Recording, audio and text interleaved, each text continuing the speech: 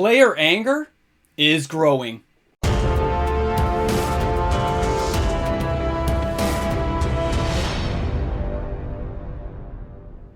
Wizards of the Coast, you better start dealing with this before it gets out of hand.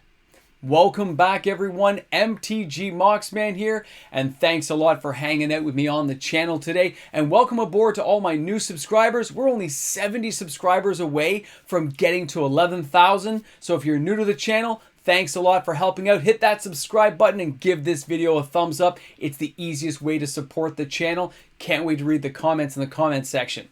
There's a storm brewing.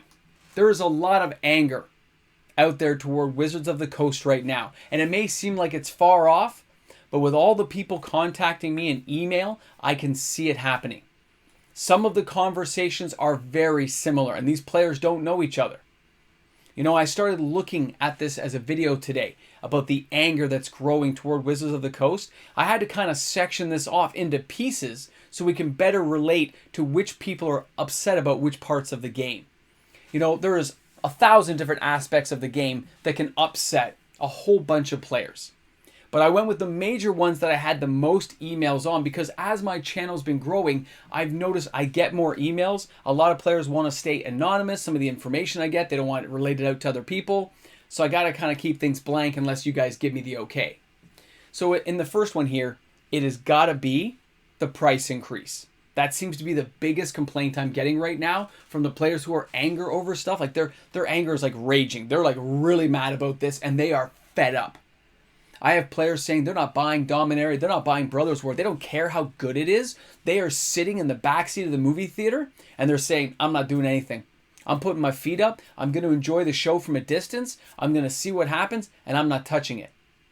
Then I get the same kind of emails where I get from a few of my LGS guys where they're like, nope, we are cutting back our orders. I don't care how good the product is. We finally got some of our money back from Double Masters 2022, but now we're really worried about ordering anything extra right now.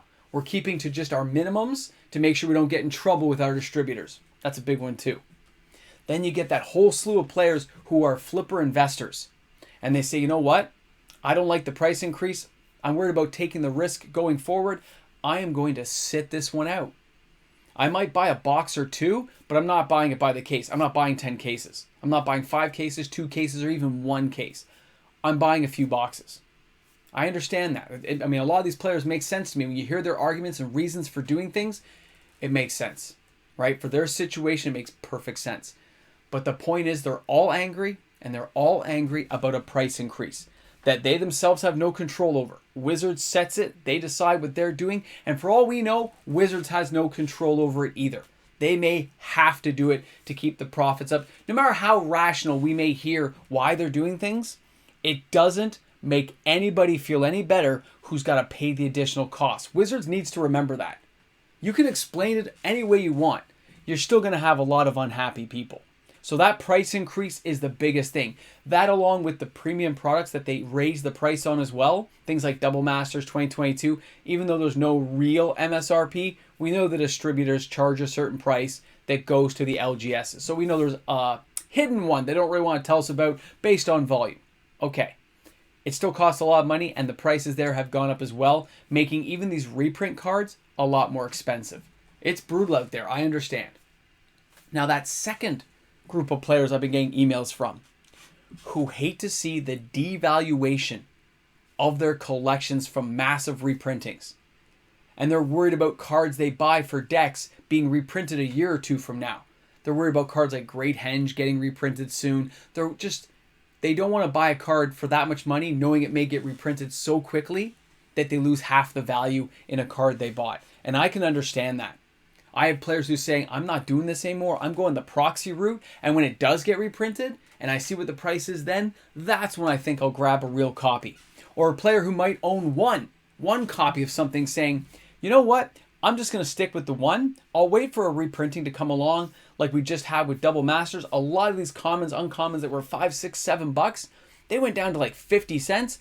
Those are the cards I'm going to grab at that time. I'm going to save myself a bundle of money. And until then, I'm just going to put together some horrible looking proxy and I'm going to play with that for now because there's no way I'm going to keep paying the inflated prices that I'm seeing, and I'm tired of my cards losing money every other week. It seems I'm losing value.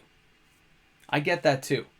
When you're trying to keep up with some of your favorite formats and the costs are always there, and you see things like, remember back in the day, like Noble Hierarch being $100, and now it's like a $20, $25 card, if that.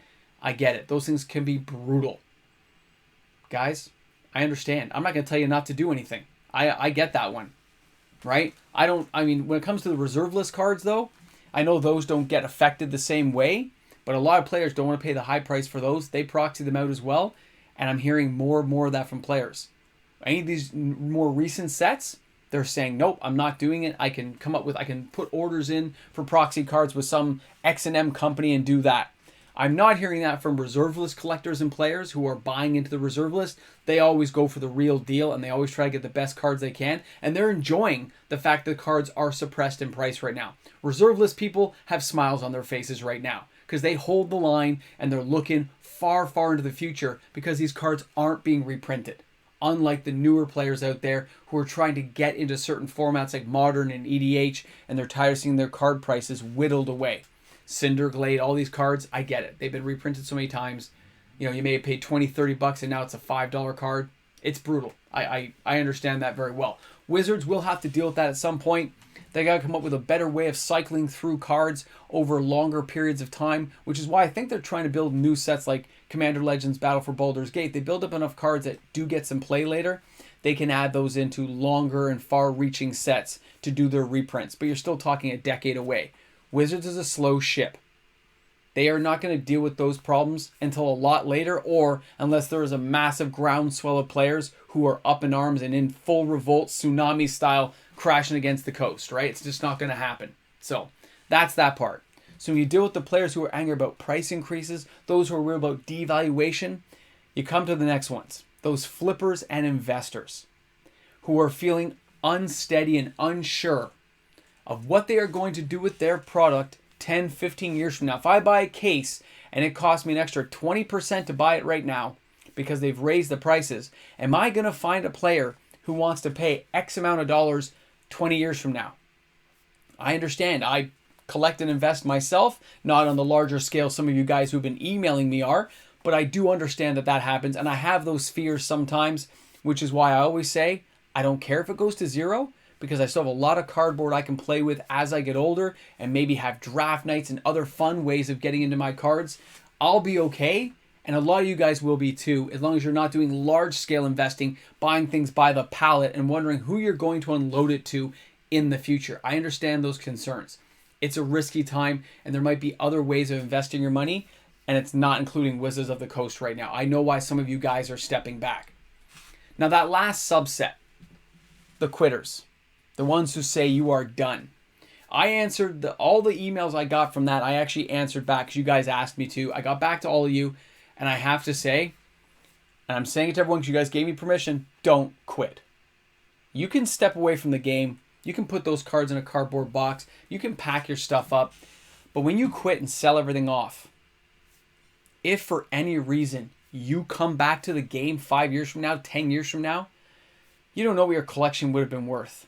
And then if you look it up and it's some horrifically high number, you are going to just kick yourself for doing it. So don't do stuff like that. Just make a rational decision. Nothing over the board. Just say, I'm just going to sell it all. Give yourself time to make decisions like that.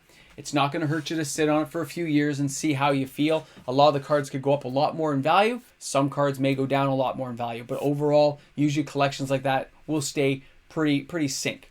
Especially for those two players out there who said about their reserve list cards. You know, getting rid of dual lands 50 cents on the dollar as a liquidation sale. I told you I would buy them, but that you shouldn't sell to me. And there's a reason why. Yeah, 50 cents on the dollar, I'm making a killing for the guys on my channel. And I can give those as prizes and they're fantastic. But at the same time, that is not the best deal for you. Which is why I said no. And I think you should hold on to your stuff.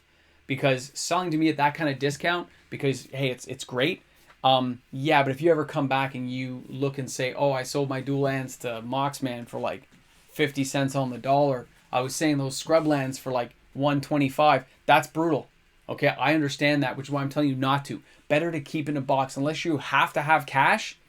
Just because you're mad at Wizards and how they're doing things right now is not a reason to liquidate extensive collections of cards for little value, right? If you want to really sell off over time, sell them individually. I told you guys what to do, how to maximize your dollars, and I would recommend going that route if you decide you still want to quit.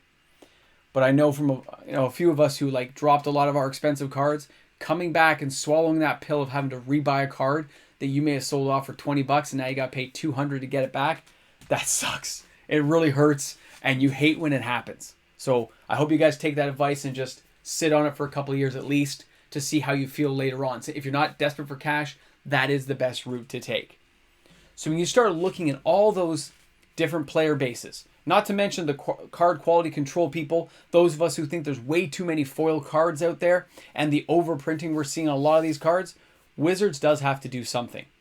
The anger will continue to grow. It's not subsiding like it has in the past. It just seems like a wall of individual players who are standing up there, commenting on this, and it's just saying, kind of, we've had enough. I get it, guys. I'm with you on a lot of this stuff. Other parts like quitting, I'm not going to go into that because I would not quit.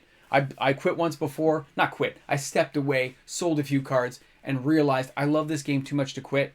And I still think to most of you guys out there who are angry, don't let Wizards of the Coast determine your happiness.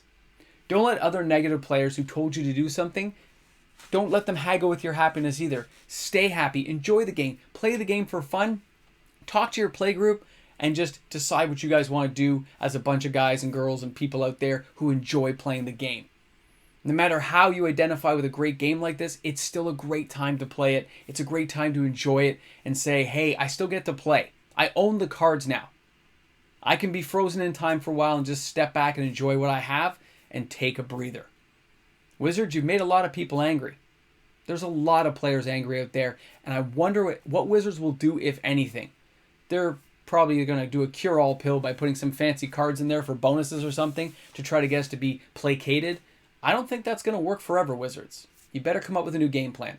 Thanks a lot for tuning in, everyone. Thanks for hanging out with me on the channel today and going through this, because I said I would touch base with a lot of you on this. I'm glad I've done it now, and we'll see what the rest of the Magic the Gathering universe out there says, because no matter what, it's a great day every day in the world of Magic the Gathering. Have an awesome day, everyone.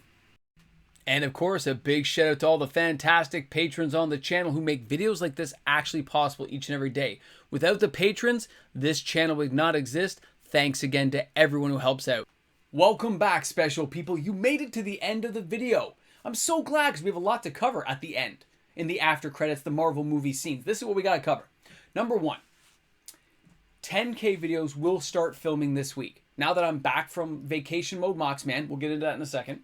Now that I'm back from that, I will start filming the 10K videos this week. We'll start putting things together, and you'll probably start seeing videos with people's names coming up with their portion of the 10K purchases we went through, so I can start shipping things out. I'll start emailing people after I filmed to make sure I can start putting everything into the mail. It's going to be awesome. And then the second part is Vacation Mode Moxman is not dead, because I'm supposed to be getting high speed this week. So this week at some point, high speed access is going into my other property, and I will have access to it, which means on weekends, on Fridays and Saturdays, you might see me live streaming more often than I used to. Because, when the family settles in and I'm bored and I have nothing to do and I used to kind of just read, now I can talk to you guys, it'll just be so epic to have more Magic conversations, maybe break into some stuff and kind of branch things out a little bit for those of you who are interested in seeing more live streams. I'm hoping it works out. So I'm looking forward to doing that. It may happen this weekend because I should have access this week. Everything should be done. So when I go up this weekend, I should have that stuff going, right? If I'm not at the mother-in-law's, it should work out fantastic. So I'm looking forward to seeing if that works. And of course, I have extra filming equipment there now, so it's not going to be a huge deal. It's going to be so exciting. So I can't wait to get that stuff going this week. Thanks a lot for hanging with me today. Hope you guys enjoyed the video. I know a little bit of ranting and stuff. There's a lot of angry players, though, so it had to be addressed. So I look forward to seeing you guys. Have an awesome day wherever you are in the world of Magic, because you're the special people. You're special. And now I'm at the end. And now I'm wondering where my water is, why I'm not done things. I've been told I have to do some housework and stuff before I get things done. I get it. There's stuff to get done. Stuff to get done.